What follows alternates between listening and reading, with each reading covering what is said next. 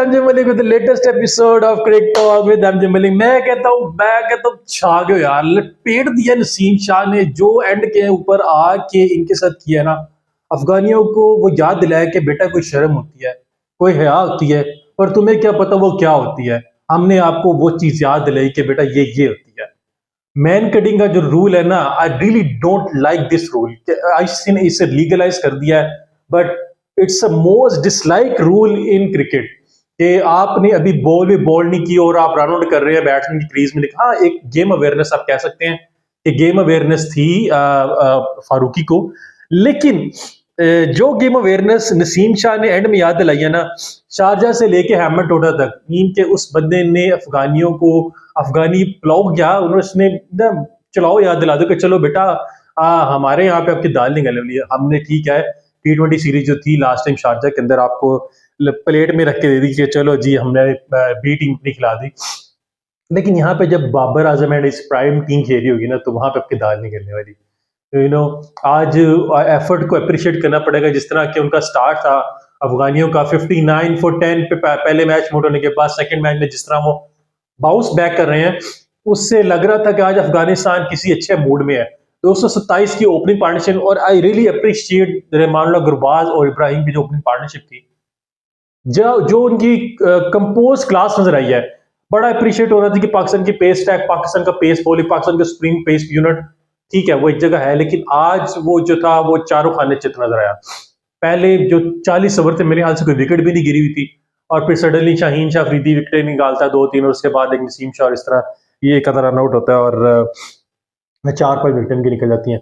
लेकिन 300 रन का टारगेट, वो भी अफगानिस्तान की बॉलिंग लाइन के अगेंस्ट। स्पिन अटैक जो दुनिया का मैं कहता हूँ one of the best spin attack कह सकते हैं, बेस्ट ही कहेंगे उसे, जिसमें मुजीब है, जिसमें आपके पास राशिद खान है, बेस्ट लेग स्पिनर है, उसके बाद नबी है, वो भी अच्छी स्पिन कर लेता है। अभी तो उन्होंने एक वो जो बंदा लास्ट वीक निकाली वो नहीं खेल रहा था, लेकिन आप देखेंगे उनका बेस्ट स्पिन अटैक है। उसके अलावा फारूकी के जो ओपनिंग स्पेल होते हैं वो भी लीथल होते हैं, और उन्होंने आज एक चेंज की थी, रहमानुल्लाह कराया था उनका जो और जो था वो नहीं खेल रहा था, उसकी जगह उन्होंने आज जो प्लेयर कराया था रहमान ने हम जो भी था, वो एक नई एडिशन थी। बाकी जो थी ओपनिंग पार्टनरशिप और उसके बाद स्टैंड के बाद 300 रन का पार्ट एक बड़ा टोटल लगाना। एम्बर टोटा की जो स्लगिश पिच ना, पहले मैच के अंदर तो स्लगिश पिच आप कहेंगे, आज थोड़ा जो पिच थी वो थोड़ा स्ट्रेट खेली है, लेकिन पहले मैच के अंदर तो बिल्कुल ही वन साइड कॉन्टेस्ट कर दिया था। पहले हाफ में नजर आया कि शायद अफगानिस्तान को टक्कर देगी, लेकिन दूसरे हाफ के अंदर पाकिस्तान ने बिछाड़ के रख दिया। लेकिन को जो रात का मैच है मैं कहता हूँ उसमें तो बिल्कुल भी कहीं नजर नहीं आ रहा था कि मैच किसी एक एंड के ऊपर स्विंग कर रहा है, अनटिल और अनलेस जो सेकंड लास्ट बॉल जो बॉल की गई है। आप देखेंगे पाकिस्तानी बॉलर थोड़े ऑफ कलर नजर आया। हमारा जो सुप्रीम पेस यूनिट था, पहले 7-7 ओवरों में कोई विकेट नहीं मिली थी। नसीम शाह, शाहीन शाह अफरीदी और हारिस रऊफ जो थे, ब्रूटली पेनलाइज बाय जो था रहमानुल्लाह गुरबाज था। लेकिन जैसे उनकी विकेट गिरती है उसके बाद अफगानिस्तान जो है वो दोबारा अपने फॉर्म, ये नहीं कि एक टाइम पे लगा तो शायद वो 300 350 भी कर सी, लेकिन वो जो था ना आखिरी लास्ट ओवर्स में जो पाकिस्तान ने रन कंट्रोल किए हैं और उनको खुल के खेलने नहीं दिया आखिरी पावर प्ले के अंदर, वो पाकिस्तान ने बड़ी अच्छी तरीके से कैपिटलाइज किया। अब आते हैं पाकिस्तान की बैटिंग की तरफ। ओपनिंग थोड़ी ये कहते हैं ना वो डामाडोली रही है। आज फिर फखर जमान उस तरह रन स्कोर नहीं कर सके, ऑल्दो की 50 की पार्टनरशिप लगी थी ओपनिंग स्टैंड के ऊपर। लेकिन उसके बाद हमारे किंग बाबर का जो है वो एक रिकॉर्ड टूटा है। वो ये है कि जी मोस्ट 5 जो सेंचुरीज थी, फास्टेस्ट 5 सेंचुरीज को पहुंचने वाले जो रहमानुल्लाह गुरबाज है, वो उनसे आगे निकल गए हैं। ऑल्दो के शायद चौथे नंबर पे हैं, लेकिन टूटा बाबर से वो आगे निकल गए हैं। लेकिन बाबर आजम और इमामुल हक की पार्टनरशिप, आप इस पार्टनरशिप को किसी भी तरीके से कहते हैं निगलेक्ट नहीं कर सकते, क्योंकि बेसिकली हमारी जो विनिंग बेस सीना बनाने में यही पार्टनरशिप का किरदार था। एक विकेट गिरने के बाद बाबर आजम और इमामुल हक ने जिस तरह गेम को लेकर चले हैं, 30 ओवरों में 170 हो चुका था, 120 बॉल में 130 स्कोर चाहिए था, और बाबर एक से लगी सी बॉल वही ना एकदम बाउंस निकलता है और वहां पे आउट होते हैं। उसके बाद पाकिस्तान थोड़ा है ना वो शेक कर जाता है। हमारा मिडिल ऑर्डर ऑलरेडी जो है ना शेकिंग पोजीशन में काफी अरसे से प्रॉब्लम चली आ रही है कि हमारा मिडिल ऑर्डर के ऊपर जब भी बात आती है तो वो थोड़ा शेकी नजर आता है। 2-3 डिसीजन मैं कहूंगा कि पाकिस्तान के थोड़े अनयूजुअल थे। एक उसामा मीर को ऊपर प्रमोट करके भेजना, तो मुझे कुछ समझ नहीं आई जब आपके पास नीचे बैट्समैन पड़े हुए हैं। लेकिन उसने कुछ किया नहीं। खैर वो एक जो थी ना रिस्पॉन्सिबिलिटी वेव ऑफ करने की बात थी, और वो निकल जाता है शॉट मार के। लेकिन जो पार्टनरशिप लगी है उसके बाद चचा और शादाब के दरमियान, और फिर चचा के उठने के बाद शादाब और नसीम शाह के दरमियान, यानी कि आपने एंड के ऊपर जो हमारे बैट्समैनों को परसूट किया ना, हमारे बैट्समैनों को जो वो जो होते हैं ना अनफेयर, में फेयर कहूंगा, लेकिन देखिए इसे गेम अवेयरनेस भी कह सकते हैं। फारूकी की गेम अवेयरनेस क्या कि वो किस तरह अवेयर था कि जी लास्ट बॉल है, Shadab is very keen to get on the strike, लेकिन वहां पे गेम अवेयरनेस फारूकी की, और उसने आते ही वो मैन कट का जो रूल था, जब आप हमारे साथ मैन कट का रूल यूज करोगे तो हमारा मैन जो आपके साथ विकेटिंग करेगा, वो लास्ट बॉल के ऊपर वही हुआ कि पहले उसने चौका लगाया उसको फारूकी को, और उसके बाद जो था एक और चीज मैं नोट करूंगा कि यहाँ के ऊपर वो नो बॉल जो थी रहमान के लास्ट सेकंड लास्ट ओवर के ऊपर लास्ट बॉल जो थी, शादाब की एंगल पे खेल रहा और वहां पे नो बॉल नहीं दी गई, शायद वो क्रीज के यूज करने की वजह से ना दी गई हो, लेकिन वो नो बॉल थी। वो बहुत हाइट से बॉल खेल रहा था, इवन दो उसने अपील भी की। यही अगर कोहली होता यहाँ पे अपील कर रहा होता और वो एम्पायर की कॉल करता और यहाँ पे रोलांड डालता और नो बॉल ना होता, तो फिर आप मुझे कहते। लेकिन खैर एक तो वो पाकिस्तान के फेवर में नहीं गया दूसरे दिन, और उसके बाद जो आप बात करेंगे कि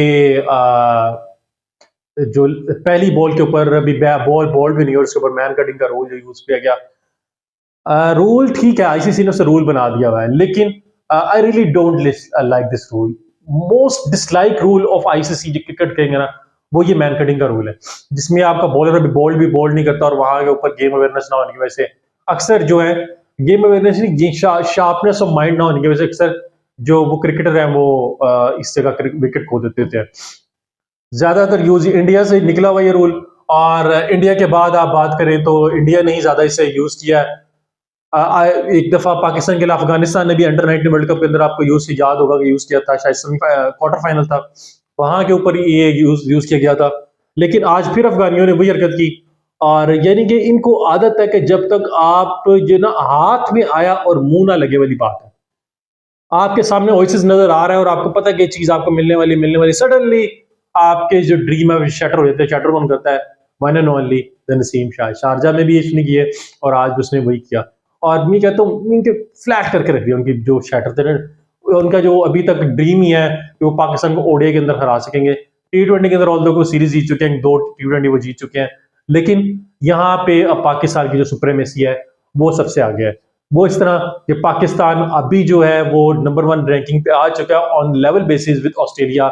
अगर पाकिस्तान अगला मैच जीत जाएगा तो Pakistan will be number 1 position, और ये देखना होगा कि पाकिस्तान इस पोजीशन को फर्दर बरकरार पाता है या नहीं रखता। जैसे लास्ट टाइम हुआ था कि हमें 48 आवर की बादशाह मिली और वापस हम मांगे थे, लेकिन पाकिस्तान की जो जीत है वो सारी कौम को मुबारक। इस किस्म के हालात के अंदर, इस टेंस हालात के अंदर पाकिस्तान की जीत है वो एक really surprise for the whole country. बात करूंगा अफगानिस्तान की। देखिए अफगानिस्तान जो है वो एक तो उनको गेम अवेयरनेस ऐसी हद तक है, किसी हद तक नहीं भी है। आपने सडनली जो 2 रिव्यूज यूज किए, और तो कि उनकी आपकी लक थी कि रिजवान उसके बाद आउट हो गया, लेकिन 2 रिव्यूज सडनली यूज करना और दोनों ही लूज कर देना, वो इनको काफी कॉस्टली पड़ा। एक जगह पे आप देखेंगे जो था नबी की बॉल के ऊपर इफ्तिखार जो था LBW हो गया था, लेकिन उनके पास अपील करने के लिए कोई रूल क्या नाम है थी नहीं, पीछे DRS अवेलेबल नहीं था, तो वो जो था उसका फायदा उठाया पाकिस्तान ने और थोड़ी बहुत पार्टनरशिप लगी, और उसके बाद पाकिस्तान एंड में उनके हाथ से मैच ले गया। Naseem Shah, remember the name, इस बंदे को आप याद रखें। हाल दो के उसको भी गुस्सा था कि उसके साथ शारजा में जो सेकंड T20 के अंदर उसे 2 छक्के पड़े थे, आज उसने उसका गुस्सा भी निकाल लिया है। लेकिन नसीम शाह आपको याद रखना पड़ेगा कि ये बंदा एंड में अगर खड़ा हुआ तो पाकिस्तान अफगानिस्तान से मैच ले जाएगा, डेफिनेटली मैच ले जाएगा, क्योंकि और उसके साथ आप ऐसे उसके नॉन स्ट्राइक एंड के ऊपर जो बंदा उसके साथ आप अजीब किस्म की हरकत करेंगे, आउट तो कर लेंगे, लेकिन मैं उसे फेयर मीन नहीं कहता। ऑल दो के रूल है कि, लेकिन मैं उसे फेयर रूल नहीं कहूंगा। आईसीसी को उस रूल के ऊपर दोबारा गोल करना चाहिए और वार्निंग होनी चाहिए, कुछ ऐसा होना चाहिए, लेकिन रूल्स आर रूल्स बस। लेकिन इन द एंड जीत हमारी कोर्ट पे आई, और इन द एंड जो है ना last who have the last लाव पाकिस्तान, और पाकिस्तान ने फाइनली जो सीरीज थी वो 2-0 के साथ वो जो सील कर लिया है। थर्ड जो है वो kind of moral boosting match होगा। देखते हैं वो उसका क्या बनता है। खैर, पाकिस्तान ने अपनी विक्ट्री को सील किया और यहाँ पे मल्टीपल मिस्टेक भी थी पाकिस्तान की। हायर बॉलिंग कह सकते हैं कि पिच में थोड़ा वो जो है ना, फर्स्ट टाइम के अंदर आप कह सकते हैं कि बॉलिंग जो है ना थोड़ी टफ है। सेकेंड टाइम के अंदर बॉलिंग करना ईजी है, लेकिन उन्होंने भी तो कल परसों बॉलिंग की थी और फर्स्ट टाइम के अंदर पाकिस्तान को हिलने नहीं था दिया, और यहाँ पे पाकिस्तानी बॉलर जो है स्ट्रगल करते हुए नजर आए। दूसरी बात आप बात करेंगे कि जी पाकिस्तान की बैटिंग मिडल ऑर्डर अभी भी स्ट्रगल कर रहा है, और हमारा जो लोअर मिडल ऑर्डर है ना, जिसे आप टेल एंडर कहते हैं, वो ही काफी हद तक डिलीवर करके दिया। शादाब की जो outstanding inning man of the match भी हो भी रहा है, लेकिन I must appreciate Rahmanullah Gurbaz की जो 151 रन की इनिंग थी, बंदा उस बंदे को इग्नोर नहीं कर सकता। He could be lethal Ibrahim, बड़ा अच्छा सॉलिड डिफेंस है उसका, लेकिन जो गुरबाज की 151 रन की इनिंग थी, I really must feel for that guy. But you know, आप एंड के अंदर जो चवले मारेंगे तो उसको चवलों का अंजाम तो भुगतना पड़ेगा ना। तो वही हुआ कि आप हमारे एंड में जो करते हो ना, एंड में आकर चवल मारते हो। लास्ट टाइम आपने आसिफ के साथ की थी, उससे पहले शारजा के अंदर भी आपके ऐसे 3-4 चवले मशहूर है, और आज आपने फिर आप यहाँ पे चवल मार दी। एंड में आकर जब हमारे प्लेयर को तपाते हो ना, तो तपेंगे तो हमारे प्लेयर फिर आपको छोड़ेंगे नहीं, ठीक है। तो फिर आपको वो जो नान है ना, उसको नान को नान भाई बना के छोड़ देंगे। खैर, पाकिस्तान की विक्ट्री सबको मुबारक हो, और आउटस्टैंडिंगली पाकिस्तान ने जो विक्ट्री थी ना फ्रॉम द जाज ऑफ अफगानिस्तान, वो स्नैच कर ली है। और उसके बाद एशिया कप जो है वो भी 4-5 दिन में शुरू होने वाला है, और पाकिस्तान देखते हैं क्या मल्टीपल रिकॉर्ड बने। बाबर आजम 100 इनिंग्स के अंदर मोस्ट जो है वो रन्स बनाने वाला प्लेयर भी बन गया। उसके अलावा शाहीन शाह अफरीदी है, वो भी जो है 38 इनिंग के अंदर सबसे ज्यादा विकेट्स लेने वाले में छठे नंबर पे आ गया, और पाकिस्तान जो है नंबर 1 पोजीशन के लिए कंटेंडर बन गया स्ट्रॉन्ग, और अगर अगला मैच जीतेगा तो नंबर 1 पोजीशन पे आ जाएगा।